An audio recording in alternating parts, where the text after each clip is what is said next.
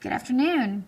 Today's objective or today's topic is multiplying integers. And we'll start with our models, but we'll connect it to what the rules are, to our algorithm. So your title on the top line of your paper will be multiplying integer rules.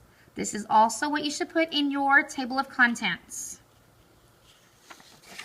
Today's objective is the same as it was all last week. It's represent integer operations with concrete models and connect those actions to the standardized algorithms. What that means is we're going to take our models and use those to learn the rules for multiplying integers. Yes, even though it's the same, you still have to write it in your planner or in your journal. Pause your video and write out this entire objective. Okay, number 2. Write this down. It's your guiding question. How does modeling multiplication compare to modeling addition of integers? I want you to skip 3 lines because you will have to go back and answer it.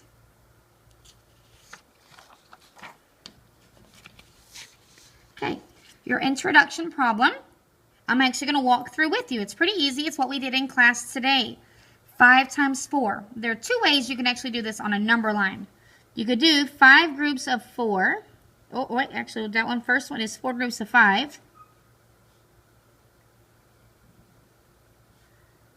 This means 4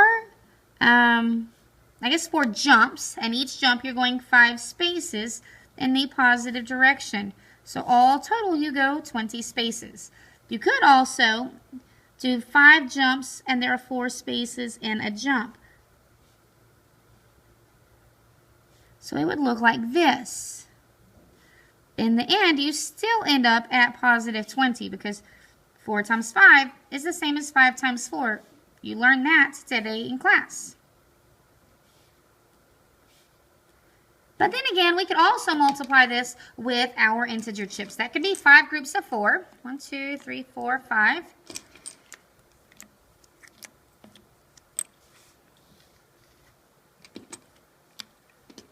Oh.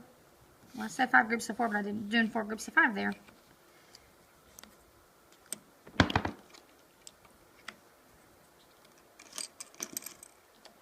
Okay, this would be 5 groups of 4. We just grouped them into 4s. So it'd be 4, 8, 12, 16, and 20. That's pretty easy, right? But you can also take this and do 4 groups of 5. It's the same thing. So just modeling your number lines and your integer chips to show multiplication, that it's grouping.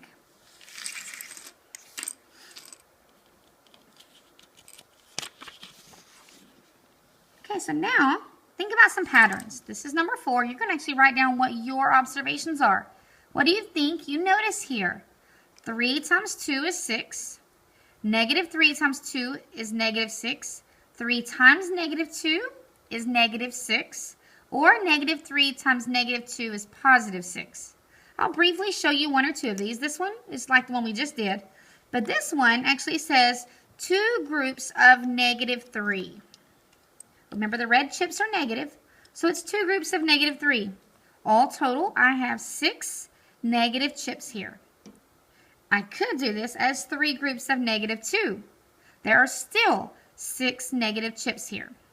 But there's a difference when I see negative 3 times negative 2. What this means, I'm going to cover up that negative for a second. That could still mean 3 groups of negative 2, right? That's what we see, 3 groups of negative 2. But when you have another negative in there, you can't have negative 3 groups, but that can be the opposite. What is the opposite of 3 groups of negative 2? That means the opposite of all those means we just flip them over, which means it's positive. So anytime you multiply a negative times a negative, your answer is always positive. And when you have a negative times a positive, your answer will be negative. They got a little bit ahead because that'll come up in the rules in just a second. Your practice problems, I want you to show with the model and then with the rules. With your rule of a negative times a positive, what is negative 3 times positive 3?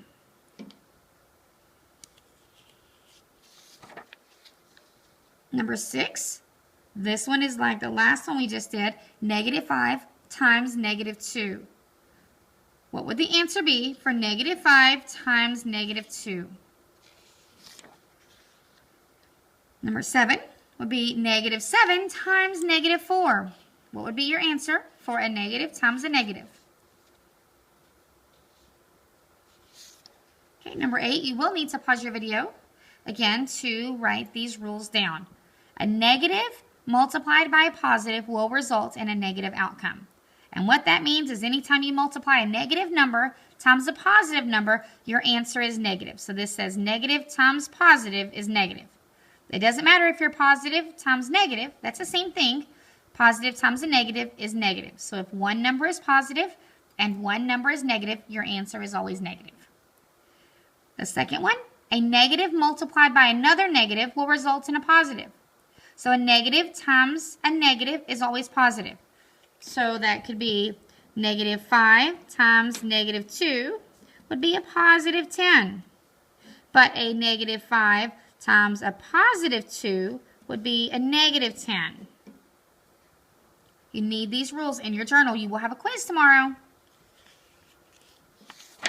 Okay, number 9, just like always, what questions do you still have?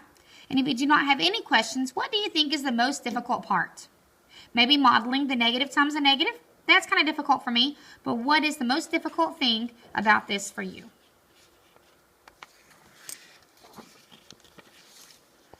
And number 10, rate yourself. Are you completely confused? Do you kind of get it? Do you understand most of it? Do you get it, but you really couldn't teach it to someone else? Or do you understand it really well and you could teach someone else? Just tell us what number, how well you understand this. Make sure you be honest with us so we know how to help you. Don't forget to go back to your guiding question. How does the modeling of multiplication compare to modeling addition of integers? I'll give you a hint. Did you see any zero pairs anywhere? I didn't. Okay, good luck on your homework. See you tomorrow.